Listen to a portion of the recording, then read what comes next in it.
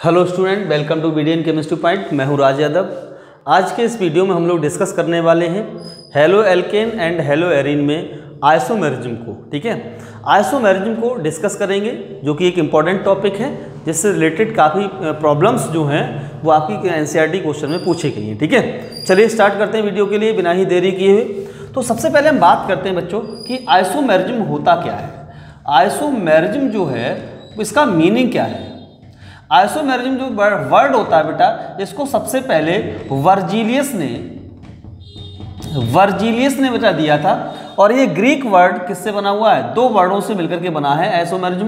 पहला वर्ड होता है बेटा आइसो, और आइसो का मतलब होता है बच्चे सेम। आइसो का मतलब होता है सेम, सेम का मतलब होता है समान। ठीक है, सभी को बताता चल रहा हूं मैं, सेम का मतलब होता है समान।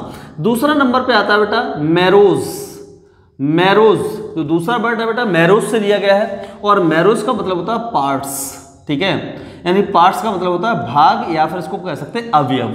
तो ऐसे कंपाउंड, ध्यान समझना, ऐसे कंपाउंड जिनके अणुसूत्र तो सेम होते हैं, जिनके अणुसूत्र या फिर हम कह सकते हैं मॉलिक्यूलर फॉर्मूला तो सेम होता है, परंतु उनकी कुछ फिजिकल प्रॉपर्टी या फिर कुछ केमिकल प्रॉपर्टी, या फिर हम ये भी कह सकते हैं फिजिकल और केमिकल दोनों ही प्रॉपर्टी कैसी होती है, वो डिफरेंट होती है। ठीक है, ऐसे कंपाउंड जिनके मॉलिक्यूलर फॉर्मूला सेम हो और उनकी फिजिकल एंड केमिकल प्रॉपर्टी कैसी हो, डिफरेंट हो, तो ऐसे सभी कंपाउंड्स को हम लोग आइसोमर कहते हैं। क्या कहते हैं बेटा? उनको आइसोमर कहते हैं। और ये जो प्रॉपर्टी होती है और ये फिनोमेना होती है और ये जो घटना होती है, इस घटना को हम लोग आइसोमेरिज्म कहते हैं। ठीक है, क्या कहते हैं बच्चों? आइसोमेरिज्म कहते हैं। ध्यान रखना, अणुसूत्र सेम होंगे लेकिन उनकी संरचना सूत्र अलग हो सकते हैं, और उनके बेटा आकाशीय जो मॉलिक्यूल जो एटम जुड़े हुए हैं उनकी आकाशीय व्यवस्था भी डिफरेंट हो सकती है, जिसके कारण उनकी फिजिकल प्रॉपर्टी या फिर उनकी केमिकल प्रॉपर्टी कैसी हो जाती है, डिफरेंट हो जाती है। चलिए स्टार्ट करते हैं बेटा आइसोमेरिज्म इन हेलो एल्केन, यानी आइसोमेरिज्म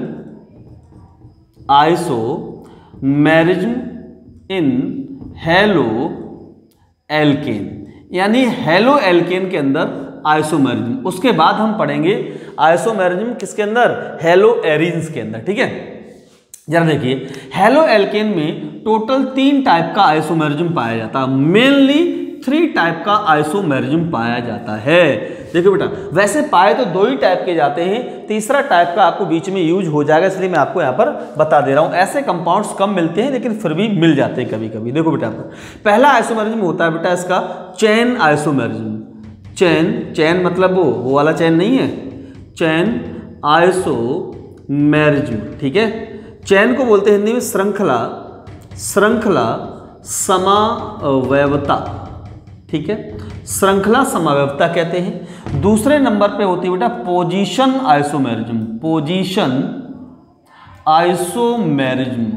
ठीक है, पोजीशन आइसोमेरिज्म को हिंदी में बोलते हैं बेटा स्थान समावयवता। ओके, नेक्स्ट हमारे पास तीसरा आता है बेटा, तीसरा होता है ऑप्टिकल आइसोमेरिज्म। ठीक है, इसे बोलते हैं बेटा प्रकाशिक समावयवता कहते हैं बच्चों, समावयवता। ओके, तो हमारे पास हेलो एल्केन में केवल और केवल 3 टाइप की ही आइसोमेरिज्म पाई जाती है। इसमें सबसे फर्स्ट आइसोमेरिज्म है बेटा चैन आइसोमेरिज्म, सेकंड है बेटा पोजीशन आइसोमेरिज्म, और थर्ड आपके पास है बेटा ऑप्टिकल आइसोमेरिज्म। चलिए हम अब इनको एक एक करके डिस्कस करते हैं। क्या होता है चैन आइसोमेरिज्म, क्या होता है पोजीशन आइसोमेरिज्म, क्या होता है ऑप्टिकल आइसोमेरिज्म। ठीक है, जरा देखिए बेटा क्या होता है, समझिए आपको। ठीक है, देखो सबसे पहले हम बात करते हैं चैन आइसोमेरिज्म की। ठीक है, चैन आइसोमेरिज्म। ठीक है, चैन आइसोमेरिज्म क्या होता है बेटा? चैन आइसोमेरिज्म में ध्यान से समझना कि आपके पास मॉलिक्यूलर फॉर्मूला सेम होगा। चलो मैं इसको रिटन वर्क नहीं कर रहा, ठीक है, मैं एग्जाम्पल समझता हूँ। इसमें क्या होता है बेटा, जो चैन आइसोमर होते हैं उनमें कंपाउंड्स के फॉर्मूला सेम होते हैं, लेकिन जो कार्बन की चैन होती है वो डिफर होती है। ठीक है, कार्बन की जो चैन होती है वो अलग अलग होती है। मैं इसको बोल दे रहा हूँ, जो नोट करने वाले स्टूडेंट है वो नोट भी कर सकते हैं। तो ऐसे कंपाउंड जिनके अणुसूत्र समान हो, जिनके मॉलिक्यूलर फॉर्मूला सेम हो, परंतु उनमें कार्बन की श्रृंखलाएं भिन्न भिन्न हो तो ऐसे कंपाउंड को हम बोलते हैं श्रृंखला समावयवी, और ये घटना जो होती है वो श्रृंखला समावयवता कहलाती है। जरा देखिए बेटे यहाँ पर सपोज दैट मैं एग्जाम्पल की बात करता हूँ। मैंने एक एग्जाम्पल लिया है, यहाँ पर लिया बेटा C5H11Br। मैंने जानबूझ के एग्जाम्पल लिया है, क्यों? क्योंकि आपको एनसीईआरटी में क्वेश्चन दिया गया है कि C5H11Br के आइसोमर बनाइए, ठीक है। तो देखो बेटे यहाँ पर इसके हम चेन आइसोमर बनाएंगे। तो सबसे पहला आइसोमर कौन सा होगा? 5 कार्बन है, इसको आप इस तरीके से 5 कार्बन की एक लंबी चेन बना सकते हैं, इस तरीके से बताइए। तो 3 5 और इस वाले कार्बन पर आपने क्या लगा दिया? Br लगा दिया। अब कार्बन की टोटल वैलेंसी बच्चों होती है 4। कार्बन की टोटल वैलेंसी कितनी है? 4 होती है। यहाँ पर 5 तो कार्बन है इसलिए कह दिया मैंने, ठीक है। तो 4 वैलेंसी होती है। 4 में से हमें ये देखना पड़ता है कि कार्बन पे कितने बॉन्ड लगे हुए हैं। जितने बॉन्ड लगे हुए हैं उसको 4 में से माइनस कर दो, जितना बचे उस कार्बन पर उतने हाइड्रोजन को जोड़ दिया जाता है। जरा देखो यहाँ पर इस पर 1 बॉन्ड लगा इस कार्बन पे तो 3 बच रहे हैं बेटा, तो CH3 हो जाएगा। यहाँ पर 2 बॉन्ड लगे हुए तो CH2 हो जाएगा। यहाँ 2 है तो CH2 हो जाएगा। यहाँ 2 CH2 हो जाएगा। यहाँ 2 है CH2 हो जाएगा। तो पहला आपके पास चेन आइसोमर ये हो गया। इसमें एक स्ट्रेट चेन है, ये इसमें एक स्ट्रेट चेन है, ठीक है। तो हमारे पास इसका नाम क्या होगा? इसका नाम होगा बेटा यानी कि एन पेंटिल ब्रोमाइड। ये इसका कॉमन नेम हो गया, एन पेंटिल ब्रोमाइड। यहां पर हम इसका आईयूपीएसी नाम लिख सकते हैं। ये है बेटा कॉमन नेम, ठीक है। और इसका आईयूपैक नेम क्या होगा बेटा? जरा देखो यहाँ पर 1 ब्रोमो पेंटेन, ठीक है। ये इसका हो गया आईयूपैक नेम। तो ये पहला बिला समावयवी होगा। सेकंड देखिए जरा देखो, अब मैं चेन में थोड़ी सी डिफरेंस करूंगा। जरा देखो CH3 single bond CH2 single bond CH single bond CH3 single bond CH2 single bond Br। देखो चेन आपके पास ये जो सीधी थी, अब ये चेन सीधी नहीं है, ये ब्रांच चेन है। तो इस कंपाउंड को हम ऐसे भी लिख सकते हैं, इसको हम ऐसे भी लिख सकते हैं। दोनों ही केस में फॉर्मूला यही रहेगा। तो फॉर्मूला सेम है लेकिन कार्बन की चेन कैसी है? डिफरेंट है। ध्यान समझते जाना। इसका अगर हम नाम लिखें तो क्या आएगा? देखो 1 2 3 4। तो मैं इसका आईयूपैक नेम लिख देता हूं डायरेक्ट, ठीक है। कॉमन नेम नहीं लिख रहा, ठीक है। तो देखो बेटा 4 है, तो पहले नंबर पे क्या लगा? वो ब्रोमो लगा हुआ। दूसरे नंबर पे क्या लगा? वो मेथिल लगा हुआ। तो 1 ब्रोमो 2 मैथिल 4 कार्बन तो ब्यूट होगा, सिंगल बॉन्ड है तो एन आ जाएगा, ठीक है। तो 1 ब्रोमो 2 मैथिल ब्यूटेन हो गया। ये दूसरा आइसोमर हो गया। तीसरा आइसोमर अगर आपका इसका पूछा जाए तो क्या होगा बेटा? जरा समझिए जब आपको कि अगर हम चेन को और देखो और चेंज करें तो कैसे हो सकती है, ध्यान समझना। CH3 सिंगल बॉन्ड C, यहाँ पर आ जाएगा CH3, यहाँ आ जाएगा CH3, यहाँ आ जाएगा CH2 और सिंगल बॉन्ड Br, ठीक है।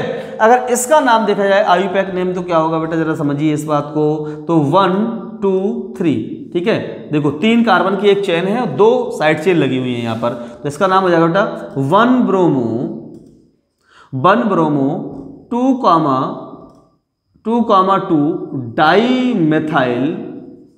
डाईमिथाइल प्रोपेन, ठीक है, प्रोपेन। तो ये इसका हो गया बेटा नाम। तो ये जो आपके पास कंपाउंड था C5H11Br, इसके टोटल 3 चेन आइसोमर पॉसिबल होते हैं। टोटल 3 चेन आइसोमर पॉसिबल होते हैं। मैं बात करता हूं किसकी?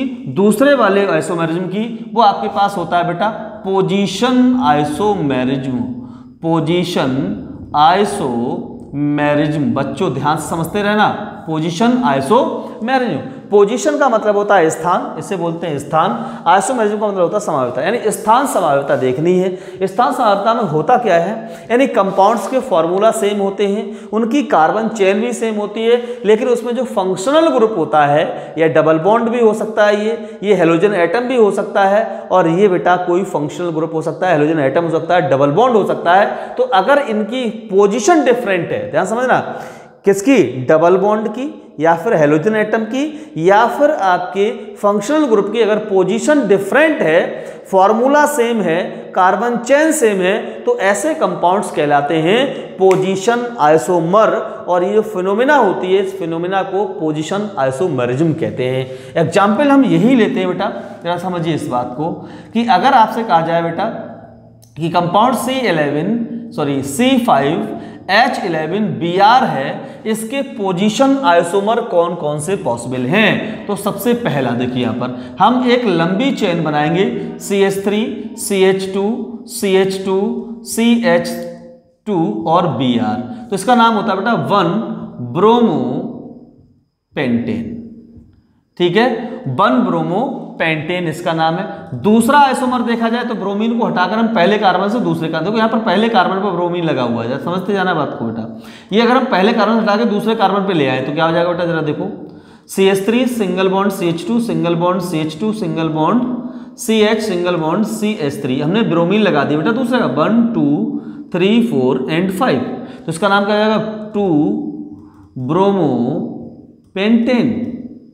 ठीक है, देखो थर्ड आपके पास पूछा है कि थर्ड आइसोमर कौन हो जाएगा इसका, तो बिल्कुल हो जाएगा Br को हमने दूसरे कार्बन से हटा के तीसरे कार्बन पे लगा दिया, तो CH3 single bond CH2 single bond CH, यहां आ गया Br single bond CH2 single bond CH3 1 2 3 4 and 5, इसका नाम हो जाएगा 3-ब्रोमोपेंटेन।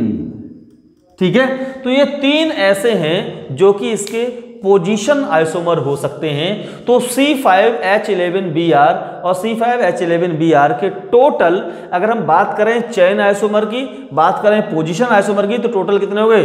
3 चेन आइसोमर होते हैं, 3 पोजीशन आइसोमर होते हैं। तो मैंने आपको दोनों ही आइसोमेरिज्म को भी समझा दिया यहाँ पर, और साथ ही साथ एनसीईआरटी का एक क्वेश्चन भी मैंने आपको सॉल्व करा दिया। कौन सा वाला? कि C5H11Br के टोटल आइसोमर लिखिए कौन कौन से पॉसिबल हैं। ठीक है, चेन आइसोमर और पोजीशन आइसोमर कौन कौन से पॉसिबल हैं, तो मैंने वो क्वेश्चन भी करा दिया यहाँ पे। एक बार और समझिए चेन आइसोमेरिज्म कौन सा होता है, यानी ऐसे यौगिक जिनके अणुसूत्र समान हो परंतु उनकी कार्बन श्रृंखला भिन्न भिन्न हो, और कार्बन श्रृंखला भिन्न भिन्न होने के कारण उनके गुणों में भिन्नता आ जाती है, जिन्हें हम चेन आइसोमर कहते हैं। जो गुणों में भिन्नता आ जाती है बेटा, तो ऐसे जो कंपाउंड्स होते हैं हम चेन आइसोमर कहते हैं, और ये जो घटना होती है उसे चेन आइसोमेरिज्म कहते हैं। पोजीशन आइसोमेरिज्म कौन सी होती है? वे यौगिक जिनके अणुसूत्र समान परंतु अणुसूत्र भी समान होते हैं, कार्बन श्रृंखला भी समान होती है, परंतु उनमें हैलोजन परमाणु की स्थिति अगर भिन्न भिन्न हो, हैलोजन परमाणु का स्थान अगर भिन्न भिन्न हो, तो उसे बोलते हैं स्थान समावी। देखो यहाँ पर ब्रोमीन पहले पर है, यहाँ ब्रोमीन दूसरे पर है, यहाँ ब्रोमीन तीसरे कार्बन पर है, तो स्थान लगातार चेंज हो रहा है, वो स्थान समावी हो जाते हैं। और लास्ट हमारे पास तीसरा बच रहा है, उसका नाम है बेटा ऑप्टिकल आइसोमेरिज्म, यानी प्रकाशिक समावयवता। तो प्रकाशिक समावयवता को समझने से पहले हमें समझना पड़ेगा बेटा प्लेन पोलराइज्ड लाइट क्या होती है। प्लेन पोलराइज्ड लाइट, ठीक है, प्लेन पोलराइज्ड लाइट क्या होती है? प्यार से हम इसको PPL कहते हैं। ठीक है, क्या कहते हैं बेटा? इसको PPL कहते हैं।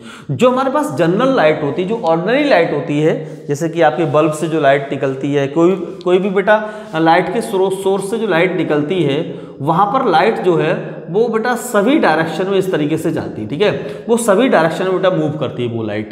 ठीक, अगर हम इस लाइट को एक निकोल प्रिज्म से गुजारे, किससे गुजारे बेटा? एक निकोल प्रिज्म से गुजारे। ये बेटा आपके पास क्या है? निकोल प्रिज्म है। ठीक है, ये निकोल प्रिज्म है। ठीक है, एक निकोल प्रिज्म से अगर हम इसको बेटा पास करते हैं, तो पास करने पर ये जो लाइट होती है, जो सभी डायरेक्शन में चल रही होती है बेटा, इसको बोलते हैं हम सिंपल लाइट। सिंपल लाइट, ठीक है, जो सिंपल लाइट होती है बेटा, ये सभी डायरेक्शन में बेटा जाती है, लेकिन जैसे हम इसको निकोल प्रिज्म से गुजारते हैं तो ये केवल 2 ही डायरेक्शन में बेटा वाइब्रेट करती है, अप एंड डाउन। इस तरीके 2 ही डायरेक्शन में बेटा क्या करती है बेटा? ये वाइब्रेट करती है। तो इसे बोलते हैं PPL, प्लेन पोलराइज्ड लाइट। यहाँ समझना, जो सिंपल लाइट है वो सभी डायरेक्शन में बेटा जाती है, लेकिन जैसे ही निकोल प्रिज्म से गुजारेंगे तो वो केवल 2 ही डायरेक्शन में बेटा वाइब्रेट करेगी, तो इससे बोलते हैं बेटा हम PPL यानी प्लेन पोलराइज्ड लाइट कहते हैं। अब इस लाइट के नेचर के बेस पर जो कंपाउंड्स होते हैं वो दो टाइप्स के होते हैं। कौन कौन से होते हैं बेटा? हम क्या करेंगे बेटा, एक हमने ये ले ली बेटा प्लेन पोलराइज्ड लाइट ले ली, PPL ले लिया। अब इस PPL को हम किससे गुजारेंगे? कंपाउंड से गुजारेंगे, कंपाउंड से गुजारेंगे। ठीक है, जब कंपाउंड से गुजारेंगे इस लाइट को, तो ये कंपाउंड 2 से 3 प्रकार की प्रॉपर्टी रख सकते हैं। अलग अलग कंपाउंड ये 2 से 3 प्रकार की प्रॉपर्टी रख सकते हैं। क्या हो सकता है कि अगर ये कंपाउंड जिसमें लिया है वो PPL को कहाँ घुमा दे बेटा? राइट साइड में घुमा दे। देखो यहाँ पर था ये ठीक है, यहाँ था, उधर से किधर को घुमा दिया बेटा, राइट साइड में बेटा इसको, और ये मतलब रोटेट कर दिया। इस लाइट को ये कंपाउंड राइट साइड में रोटेट कर देता तो उसे बोलते हैं बेटा हम dextrorotatory compound. Dextrorotatory compound कहते हैं और प्यार से उसे डी कंपाउंड कहते हैं। जैसे सुना होगा आप लोगों ने ग्लूकोन डी, ग्लूकोन डी जो वर्ड आया है वो यही आया, जो ग्लूकोज है वो जो पीपीएल होता है उसको राइट साइड को बेटा रोटेट करता है, ठीक है। नेक्स्ट हमारे पास दूसरी जो पोजीशन है वो क्या हो सकती है, दूसरी पोजीशन ये हो सकती है कि ये पीपीएल को लेफ्ट साइड में रोटेट करे कुछ इस तरीके से, यहाँ थी, ठीक है, इसको लेफ्ट साइड में रोटेट करे, ये जो कंपाउंड है पीपीएल को लेफ्ट साइड में रोटेट करे तो उसे बोलते हैं बेटा हम लोग लीवो रोटेटरी कंपाउंड, ठीक है। तो अब इसे बोलते हैं प्यार से हम लोग एल कंपाउंड भी कहते हैं, ठीक है। तो आपको जैसे डी लिखा कंपाउंड मिल जाता है, कभी कभी एल भी लिखा मिल सकता है। नेक्स्ट हमारे पास क्या आता है, तीसरी पॉसिबिलिटी ये हो सकती है, ये क्या करे, किसी को भी आपका क्या करे, किसी भी दिशा में वो इसको क्या है रोटेट नहीं करता है, तो वो ऑप्टिकल आइसोमर को शो नहीं करेगा, ठीक है। तो वो ऑप्टिकल आइसोमेरिज्म को शो नहीं करेगा, ऑप्टिकल आइसोमेरिज्म को शो नहीं करेगा, ठीक है। तो ऐसे कंपाउंड जो प्लेन पोलराइज्ड को लाइट को किसी भी डायरेक्शन में रोटेट नहीं करते हैं तो वो कंपाउंड कभी भी ऑप्टिकल आइसोमेरिज्म को शो नहीं कर सकते हैं। तो ऑप्टिकल आइसोमेरिज्म को शो करने वाले कंपाउंड होते हैं वो दो ही तरीके के आइसोमर बना सकते हैं, या तो डी आइसोमर बना सकते हैं या फिर एल आइसोमर बना सकते हैं, ठीक है। तो ये बात आपको समझ में आ गई होगी कि डी और एल कंपाउंड्स क्या होते हैं, ठीक है। चलिए नेक्स्ट हम बात करते हैं, अब बात करते हैं बेटा हम लोग किस पर, अब बात करते हैं हम अपने टॉपिक पर, और टॉपिक हमारे पास है ऑप्टिकल आइसोमेरिज्म। देखिए बेटा यहाँ पर ऑप्टिकल आइसोमेरिज्म, समझिए इस बात को, ऑप्टिकल आइसोमेरिज्म क्या होती है। देखो बेटा यहाँ पर क्या होगा ऑप्टिकल आइसोमेरिज्म में, यानी ऑप्टिकल आइसोमेरिज्म ऐसे ही कंपाउंड शो करते हैं जिनमें कम से कम एक अनसिमेट्रिकल कार्बन प्रेजेंट हो। क्या हो बेटा, अनसिमेट्रिकल कार्बन प्रेजेंट हो, सिमेट्री, अनसिमेट्रिकल कार्बन प्रेजेंट होता है बेटे, ठीक है। जिनमें अनसिमेट्रिकल कार्बन कौन सा होता है, ऐसा कार्बन जो चार अलग अलग ग्रुप्स यानी एटम्स या फिर ग्रुप से बेटा अटैच्ड हो। जैसे ये है कार्बन, तो इधर से बेटा C2H5 से अटैच्ड है, यहाँ से मान लीजिए अगर मैंने कह दिया बेटा यहाँ पर, तो यहाँ CH3 से अटैच्ड है सपोज दैट, यहाँ पर Br से अटैच्ड है, यहाँ पर H से अटैच्ड है, ध्यान समझते हैं ना। तो ये जो कार्बन होता है, ये कार्बन चार डिफरेंट एटम से अटैच्ड है, तो इसे बोलते हैं बेटा हम अनसिमेट्रिकल कार्बन। और अनसिमेट्रिकल कार्बन अगर प्रेजेंट है तो ऐसे हेलो एल्केन बेटा आपकी ऑप्टिकल आइसोमर को शो करेंगे। यहाँ पर देखिए ऐसे आइसोमर बेटा ऑप्टिकल आइसोमेरिज्म को शो करेंगे, ऐसे कंपाउंड। सपोज दैट ये कंपाउंड हमारे पीपीएल को दाईं ओर घुमा रहा है, राइट साइड रोटेट कर रहा है, तो उसे बोलेंगे हम डी आइसोमर। क्या कहेंगे बेटा इसको हम लोग, डी आइसोमर। और इसका बेटा जो ये अगर इसको हम बेटा दर्पण में देखें, शीशे में देखें, तो इसका जो प्रतिबिंब बनेगा कुछ ऐसा बनेगा। जरा देखो यहाँ पर C2H5, यहाँ पर आ जाएगा Br, यहाँ आ जाएगा CH3, तो और यहाँ आ जाएगा H। तो ये अब क्या करेगा, लेफ्ट साइड घुमाएगा, तो इसे बोलेंगे हम एल आइसोमर, एल आइसोमर कहते हैं। तो हमारे पास जो हेलो एल्केन होते हैं इसमें बेटा तीन प्रकार की आइसोमेरिज्म पाई जाती है, एक चेन आइसोमेरिज्म, दूसरी पाई जाती है बेटा पोजीशन आइसोमेरिज्म, तीसरी पाई जाती है ऑप्टिकल आइसोमेरिज्म। ये तो बड़ी रेयर केस में है, ये तभी होगी जब इसमें अनसिमेट्रिकल कार्बन एटम प्रेजेंट होगा, यानी चार अलग अलग ग्रुप होंगे वहां पर लगे हुए, तब आपके इसमें दो ही आइसोमर बनते हैं, एक डी आइसोमर और दूसरा एल आइसोमर। डी आइसोमर कौन से होते हैं, जो समतल द्रवित प्रकाश को दाईं ओर घुमाते हैं। एल आइसोमर कौन होते हैं, जो समतल द्रवित प्रकाश को बाईं ओर घुमाते हैं, तो इसे बोलते हैं डी और एल आइसोमर, ठीक है। चलिए हम पढ़ते हैं हम आइसोमेरिज्म किसके अंदर बेटा, हेलो एरीन के अंदर। तो आइसोमेरिज्म इन हेलो एरीन, देखिए बेटा क्या होता है, isomerism in isomerism in hello arenes, ठीक है। हेलो एरीन, इसमें केवल एक ही प्रकार की आइसोमेरिज्म होती है, वो होती है बेटा पोजीशन आइसोमेरिज्म, पोजीशन आइसोमेरिज्म। मैरिज्म ही बेटा इसके अंदर पाई जाती है। देखिए एग्जाम्पल लिखते हैं हम, पोजीशन पता है आपको, पोजीशन आइसोमेरिज्म क्या होती है, डेफिनेशन जानते ही हैं, यानी ऐसे कंपाउंड जिनके फॉर्मूला सेम हो परंतु उसमें जो हेलोजन एटम होता है उसकी पोजीशन डिफरेंट होती है। जैसे एग्जाम्पल देखो बेटा, फर्स्ट एग्जाम्पल, सपोज दैट हमारे पास ये कंपाउंड है, ये कंपाउंड में एक में Br यहाँ लगा हुआ है और दूसरा Br यहाँ लगा हुआ है, तो इसे हम कह सकते हैं बेटा 1,2 डाईब्रोमो बेंजीन, डाईब्रोमो बेंजीन। ठीक है, अगर हम Br को यहाँ से हटाकर यहाँ कर दें तो क्या हो जाएगा, देखो यहाँ पर Br यहाँ पर कर दिया जाए, देखो यहाँ पर तो क्या 1 2 3 4 5 एंड 6, तो क्या नाम हो जाएगा बेटा 1,3 डाईब्रोमो बेंजीन। ठीक है, पोजीशन ब्रोमाइड की बेटा चेंज हो रही है। अगले वाले में देखो बेटा, अगर आप क्या करो बेटा, Br को यहाँ से हटा के Br को यहाँ लगा दो, जब यहाँ लगाओ तो नाम क्या हो जाएगा बेटा 1, देखो 1 2 3 4 5 एंड 6, तो यहाँ पर क्या हो जाएगा बेटा 1,4 डाईब्रोमो बेंजीन। ठीक है, 1,4 डाईब्रोमो बेंजीन। अब आपका आंसर होगा सर अगर मैं यहाँ से उठा के यहाँ लगा दें तो क्या होगा, सर देखो बेटा यहाँ से यहाँ लगाओ तो क्या होगा बेटे, ब्रोमीन अगर यहाँ लगा दिया, एक ब्रोमीन यहाँ लगा हुआ है तो क्या हो जाएगा, तो 1,5 डाईब्रोमो बेंजीन हो जाएगा क्या, नहीं, क्यों नहीं होगा बेटा।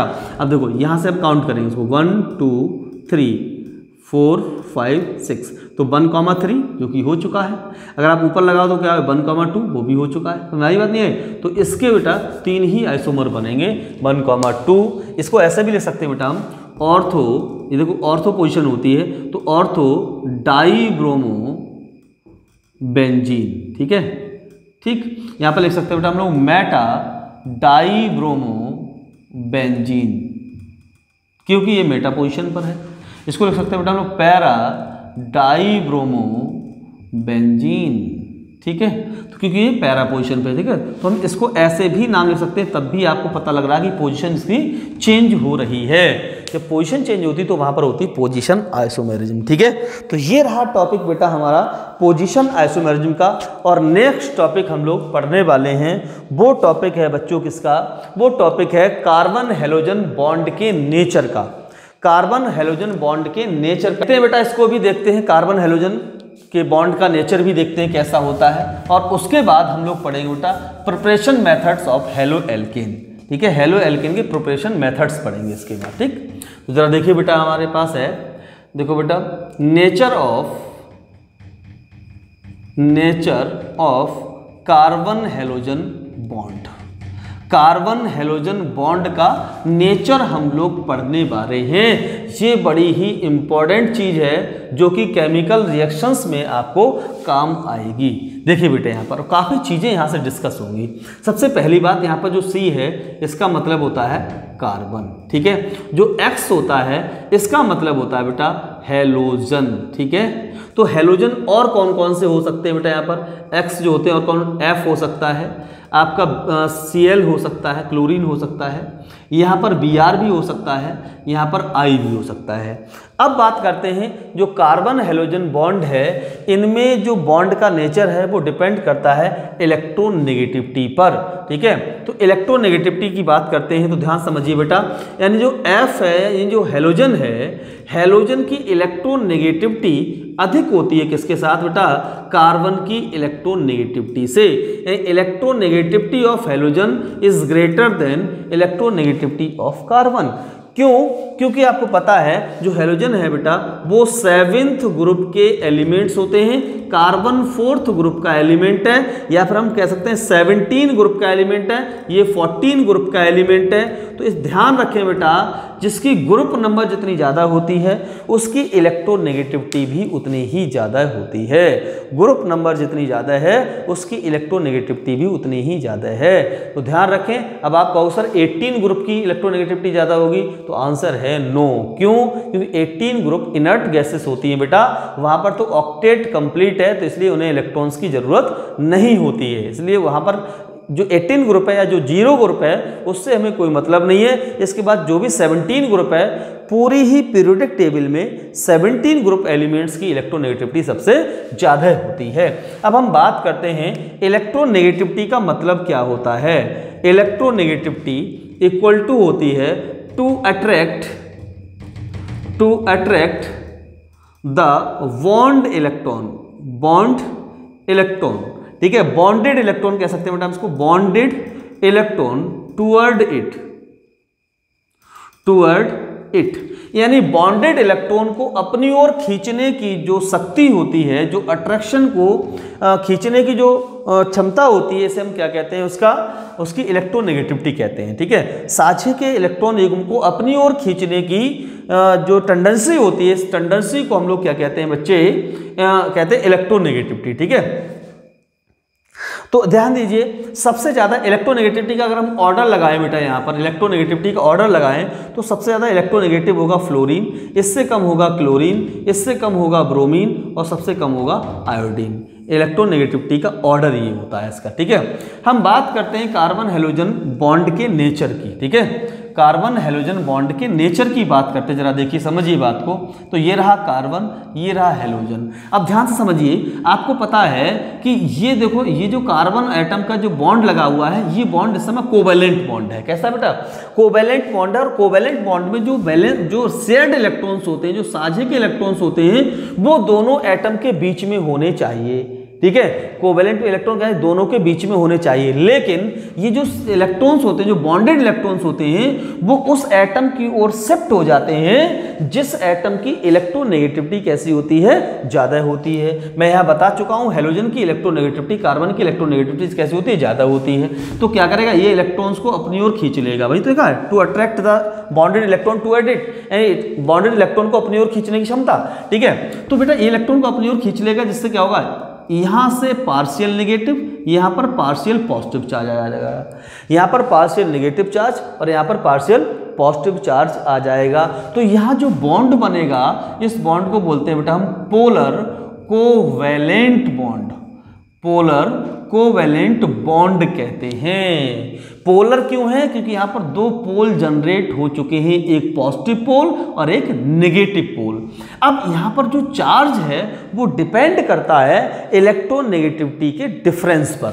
इलेक्ट्रोनेगेटिविटी जितनी ज्यादा होगी बच्चों, वहां पर जो चार्ज है वो उतना ही ज्यादा अपीयर होगा। इलेक्ट्रोनेगेटिविटी का डिफरेंस जितना ज्यादा होगा, वो चार्ज उतना ही ज्यादा अपीयर होगा। यहां पर ये बात आपको समझ में आ गई होगी। नेक्स्ट हम बात करते हैं कार्बन हेलोजन जो बॉन्ड लेंथ होती है वो क्या होती है, वो समझिए जरा यहां पर। तो सबसे पहले आपके पास है कार्बन हेलोजन बॉन्ड। देखिए यहां पर ध्यान समझना, कार्बन और हेलोजन। तो हेलोजन या कार्बन हो सकता है बेटा, या फ्लोरीन हो सकता है, कार्बन हो सकता है, ध्यान समझते जाना, या फ्लोरीन हो सकता है, कार्बन हो सकता है, या क्लोरीन हो सकता है, कार्बन हो सकता है, या ब्रोमीन हो सकता है, कार्बन हो सकता है, यहाँ पर आयोडीन हो सकता है। तो जैसे जैसे बेटा हम अप टू डाउन मूव करते हैं, वैसे वैसे बॉन्ड लेंथ इंक्रीज करता जाता है। अब बॉन्ड लेंथ इंक्रीज क्यों करता है वो भी आप समझ लीजिए। सबसे पहले हम बात करते हैं बेटा यहाँ फ्लोरीन की, फिर करते हैं क्लोरीन की, फिर करते हैं ब्रोमीन की, फिर करते हैं आयोडीन की। बातों को समझते जाना, सारे कॉन्सेप्ट आपके क्लियर होते चले जाएंगे। और जहाँ पर समझ में नहीं है उसे कमेंट जरूर करना, मैं नेक्स्ट वीडियो में वाली समस्या आपको क्लियर कर दूंगा। ठीक है, तो फ्लोरीन है एटॉमिक नंबर 9, 17, 35 एंड 53, ये इनके एटॉमिक नंबर्स होते हैं। हम बात करते हैं इसके इलेक्ट्रॉनिक कॉन्फ़िगरेशन, तो आएगा 2 आएगा, यहाँ आएगा 2,8,7 आएगा, यहाँ पर आएगा 2,8,18,7 आएगा बेटा यहाँ पर। तो क्या आएगा बेटा 18, 10, 28, 7, 35। ठीक है, इसी तरीके से आपके पास आगे चलते चले, इनसे ही आपको समझ में आ जाएगी बात क्या है। तो बेटा यहाँ पर दो ही सेल हैं, जब दो सेल हैं तो एटम का साइज देखो क्या होगा, पहला सेल, ये दूसरा सेल। यहाँ पर 3 सेल हो गए, जरा समझिए बात को, पहला सेल, दूसरा सेल और तीसरा सेल। यहाँ पर 4 सेल हो चुके हैं बेटा, जरा देखो यहाँ पहला सेल, दूसरा सेल, तीसरा सेल एंड चौथा सेल। ऐसे यहाँ पर करो तो 5 सेल हो जाएंगे, ध्यान समझते हैं ना, 1, 2, 3, 4 और 5 सेल। देखो जैसे जैसे आप ग्रुप में ऊपर से नीचे की ओर जाते हैं, वैसे वैसे एटम के साइज बढ़ते चले जाते हैं। जब साइज बढ़ेंगे तो क्या होगा, जरा समझिए। देखो यहाँ पर जो बॉन्ड लेंथ होती है, ध्यान समझना, bond length length. Bond length होती है वो क्या होती है बेटा, डिस्टेंस बिटवीन दो एटम के बीच के जो न्यूक्लियस होते हैं वो उनके न्यूक्लियस के बीच का जो डिस्टेंस होता है उसे हम लोग क्या कहते हैं, बॉन्ड लेंथ कहते हैं। ठीक है, बॉन्ड लेंथ होती क्या है बेटा, दो न्यूक्लियस के बीच की किसी अणु में परमाणुओं के नाभिकों के बीच की दूरी। ठीक है, परमाणुओं के नाभिकों के बीच की दूरी, के नाभिकों के बीच की दूरी जो होती है बेटा उसे हम लोग क्या कहते हैं, बॉन्ड लेंथ कहते हैं। जरा समझते जाना, ये देखो कार्बन एटम है, ये फ्लोरीन है, तो फ्लोरीन कैसा है, छोटा है। ये देखिए बेटे यहाँ पर, ये देखो ये बॉन्ड लेंथ हो गई यहाँ पर। अब हम बात करते हैं कार्बन और क्लोरीन, थोड़ा सा बड़ा एटम हो गया, ध्यान समझते जाना, तो न्यूक्लियस के बीच की दूरी बढ़ जाएगी। ये कार्बन जी के हैं, लेकिन ये और आपके पास बड़ा हो गया एटम, तो दूरी और बढ़ रही है। यहाँ पर समझते जाना, ये कार्बन है, ये और बड़ा हो गया आयोडीन, तो दूरी और ज़्यादा हो गई। तो जैसे जैसे हम ग्रुप में ऊपर से नीचे की ओर बढ़ते हैं वैसे वैसे नाभिकों के बीच की दूरी बढ़ती जाती है, जिससे बॉन्ड लेंथ भी क्या होता है, बढ़ता जाता है। ठीक है, तो बात हम करते हैं बेटा बॉन्ड लेंथ के ऑर्डर का। ठीक है, बॉन्ड लेंथ ऑर्डर। ठीक है, बॉन्ड लेंथ का ऑर्डर क्या होगा, यानी ऑर्डर का मतलब क्या है, हमें बॉन्ड लेंथ का बढ़ता हुआ क्रम लिखना है। तो सबसे कम बॉन्ड लेंथ किसकी होगी बेटा, CF की होगी, CF की होगी। इससे ज़्यादा CCl की होगी, इससे ज़्यादा CBr की होगी, और सबसे ज़्यादा CI की बॉन्ड लेंथ होगी। C और I की जो बॉन्ड लेंथ होगी वो सबसे ज़्यादा होगी। ये क्लियर है बेटा, सबसे छोटी इसकी होगी, सबसे छोटा साइज फ्लोरीन का होता है, सबसे ज़्यादा इसकी होगी, सबसे बड़ा साइज आयोडीन का होता है। कैसे होता है वो मैंने आपको ये स्पष्ट कर दिया। ठीक है, बात करते हैं बेटा हम लोग ऑर्डर हम किसका लिखेंगे बेटा, बॉन्ड डिसोसिएशन एंथैल्पी का ऑर्डर। यहां पर लिख रहे हैं बेटा हम लोग order of bond dissociation enthalpy. ठीक है, बॉन्ड डिसोसिएशन एंथैल्पी। ठीक है, बॉन्ड डिसोसिएशन एंथैल्पी होती क्या बेटा, यानी बॉन्ड को तोड़ने के लिए जितनी एनर्जी की आवश्यकता पड़ती है उसे बोलते हैं बॉन्ड डिसोसिएशन एनर्जी। ध्यान पास में आ रही है, बॉन्ड डिसोसिएशन एनर्जी क्या होती है बेटा, यानी बॉन्ड को तोड़ने के लिए जितनी ऊर्जा की आवश्यकता पड़ती है उसे बोलते हैं बॉन्ड डिसोसिएशन एनर्जी। अब एक बात को आप ध्यान से समझिए, एक आपके पास ये बड़ा सा चौक है, ठीक है, इसको आप नीचे से बीच में से आप तोड़ोगे, ऐसे तोड़ दोगे। अब आपके पास ये छोटा चौक हो गया, अब आप इस तोड़ोगे तो काफ़ी यानी बहुत एनर्जी लगानी पड़ेगी, तब जाकर कहीं आप इस चौक को तोड़ पाओगे। यानी चौक जितना बड़ा होगा वो उतना आसानी से टूट जाएगा, चौक जितना छोटा होगा वो उतना आसानी से नहीं टूटेगा, उसमें ज़्यादा एनर्जी लगानी पड़ेगी। तो ध्यान समझ लेना, बॉन्ड लेंथ जितनी ज़्यादा होगी उसकी बॉन्ड डिसोसिएशन एनर्जी उतनी ही कैसी होगी, कम होगी। ध्यान समझना, देखो बॉन्ड लेंथ, जो बॉन्ड लेंथ है बेटा, बॉन्ड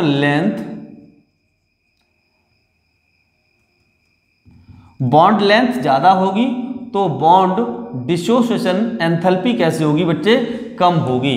तो बॉन्ड लेंथ अगर बढ़ेगी तो बॉन्ड डिसोसिएशन एंथैल्पी कैसी होगी बेटा, यहाँ पर कम हो जाएगी। तो इस बेस पर ऑर्डर क्या होगा बेटा इसका, बॉन्ड डिसोसिएशन एनर्जी ऑर्डर। देखो मैं यहाँ पे लिख दिया बेटा पर बॉन्ड डिसोसिएशन एनर्जी ऑर्डर। ठीक है, बॉन्ड डिसोसिएशन एंथैल्पी ऑर्डर या फिर एनर्जी ऑर्डर या फिर एंथैल्पी ऑर्डर, मैं लिख दिया BDEO, मतलब इसका क्या हो, बॉन्ड डिसोसिएशन एनर्जी ऑर्डर। चलिए ऑर्डर लिख देता हूँ मैं यहाँ पर। ठीक है, बॉन्ड डिसोसिएशन एंथैल्पी, यहाँ पर देखो BDE, इसको हम लिख सकते हैं बॉन्ड डिसोसिएशन एंथैल्पी ऑर्डर। क्या होगा, सबसे ज्यादा बॉन्ड डिसोसिएशन एंथैल्पी किसकी होगी बेटा, CF की होगी।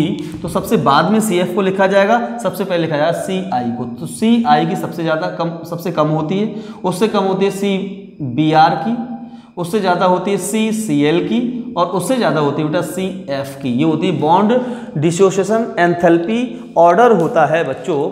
बॉन्ड लेंथ जितना ज़्यादा बढ़ेगी बॉन्ड डिसोसिएशन एनर्जी उतनी ही कैसी होगी बच्चे, उसकी कम होगी। बॉन्ड लेंथ जितनी ज़्यादा होगी बॉन्ड डिसोसिएशन एनर्जी उतनी ही कैसी होगी, कम होगी। तो बॉन्ड लेंथ किसकी ज़्यादा, CI की, बॉन्ड लेंथ किसकी कम है, CF की, तो इसकी बॉन्ड डिसोसिएशन एनर्जी ज़्यादा होगी, इसकी कम होगी। चलिए हम बात करते हैं एक नए टॉपिक की ओर, इसका नाम है बेटा डायपोल मूवमेंट। डायपोल मूवमेंट की बात करते हैं। ठीक है। डाइपोल मूवमेंट, जरा देखिए डाइपोल मूवमेंट क्या होता है। डाइपोल मूवमेंट को बेटा हम लोग म्यू से डिनोट करते हैं और म्यू की जो वैल्यू है कैसे निकाली जाती है बेटा, क्यू इंटू डिस्टेंस डी, ठीक है, Q into distance D. Q क्या है बेटा यहाँ पर, क्यू आपके पास बेटा चार्ज है, क्यू आपके पास है बेटा चार्ज, डी क्या है बेटा, चार्ज के बीच का डिस्टेंस है, distance between charge, distance between charge, यानी कि चार्ज के बीच का डिस्टेंस होता है ये, ठीक है। अब देखो ध्यान से समझिए बात को, यानी Q इंटू डी है, तो अब बताइए कि डाइपोल मूवमेंट किसका ज्यादा होगा। अगर आपको पूछा जाए कि डाइपोल मूवमेंट का ऑर्डर क्या होगा, मैं यहां पर लिख देता हूं इस चीज की, ठीक है। इसके बाद डाइपोल मूवमेंट का जो कहानी है वो यहां से स्टार्ट कर रहा हूं, ठीक। तो डाइपोल मूवमेंट का जो ऑर्डर होगा, देखो ऑर्डर ऑफ डाइपोल मूवमेंट, ठीक है। डाइपोल मूवमेंट का ऑर्डर होगा वो क्या होगा, देखो यहां पर हो क्या रहा है, यहां दोनों देखो दो चीजें हो रही हैं। क्या हो रही है बेटा, ये जो डाइपोल मूवमेंट है किस पर डिपेंड कर रहा है बेटा, चार्ज पर डिपेंड कर रहा है और डिस्टेंस पर डिपेंड कर रहा है। तो मैंने ये कहा था बेटा इलेक्ट्रोनेगेटिविटी जितनी ज्यादा होगी उसका चार्ज उतना ही ज्यादा होगा। तो इलेक्ट्रोनेगेटिविटी किसकी ज्यादा होती है बेटा, फ्लोरीन की इलेक्ट्रोनेगेटिविटी सबसे ज्यादा होती है। मैंने यहाँ पर लिख रखा है बेटा, ठीक है। इलेक्ट्रोनेगेटिविटी का जो ऑर्डर है वो ये होता है, सबसे ज्यादा फ्लोरीन की, उससे कम क्लोरीन की, उससे कम ब्रोमीन की, उससे कम आयोडीन की। तो ध्यान समझना कि ऊपर से नीचे जा रहे हैं, ऊपर से नीचे जा रहे हैं, तो जो आपके पास Q है वो तो बेटा क्या हो रहा है, डिक्रीज हो रहा है। ऊपर से नीचे जाने पर Q क्या हो रहा है, डिक्रीज हो रहा है और बॉन्ड लेंथ बढ़ रही है, इसलिए जो डिस्टेंस है वो भी क्या हो रही है बेटा, बढ़ रही है। तो देखो बेटा दोनों अपोजिट हैं, एक फैक्टर बेटा घट रहा है तो दूसरा फैक्टर बढ़ रहा है। तो ध्यान रखिए जब ये दोनों फैक्टर पर डिपेंड करता है तो हमें छांटना पड़ेगा इन दोनों में से सबसे ज्यादा डोमिनेटिंग कौन सा है। तो ऐसा देखा गया कि डिस्टेंस जो फैक्टर है ये ज्यादा डोमिनेटिंग नहीं होता है, जो चार्ज का फैक्टर है ये सबसे ज्यादा डोमिनेटिंग होता है, ठीक है।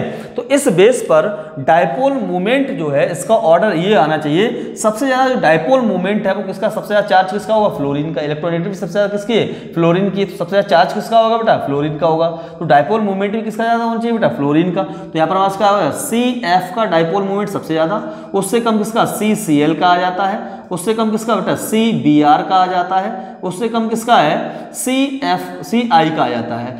ऐसा थ्योरेटिकल सोचा गया कि डाइपोल मूवमेंट का ऑर्डर ये होना चाहिए, लेकिन ये ऑर्डर कैसा है, प्रैक्टिकली देखा गया तो ये ऑर्डर गलत है। तो यहां पर एक एक्सेप्शन है, एक अपवाद है। अपवाद क्या है बेटा यहाँ पर, एक अपवाद क्या है बेटा यहाँ पर, यहाँ जो क्लोरीन होता है इसका डाइपोल मूवमेंट ज्यादा होता है, फ्लोरीन का डाइपोल मूवमेंट कम होता है। तो CCl का डाइपोल मूवमेंट इससे कम, CF का डाइपोल मूवमेंट, इसका CBr जो की तो है, और CI का डाइपोल मूवमेंट होगा। तो ये आपके पास डाइपोल मूवमेंट का ऑर्डर होता है, द्विध्रुव आघूर्ण बोलते हैं इसके लिए, डाइपोल मूवमेंट के लिए, ठीक है। तो ये पूरी कहानी हो गई बेटा हमारे पास नेचर, बॉन्ड नेचर की, ठीक है। तो वीडियो में हम लोग नेक्स्ट में हम लोग क्या करने वाले हैं, प्रिपरेशन मेथड्स करने वाले हैं हेलो एल्केन और हेलो एरिन के। अब हमारे पास जो चैप्टर है उसमें बहुत मजा आने वाला, रिएक्शन से स्टार्ट होने वाली है, ठीक है। चलिए मिलते हैं नेक्स्ट वीडियो के अंदर।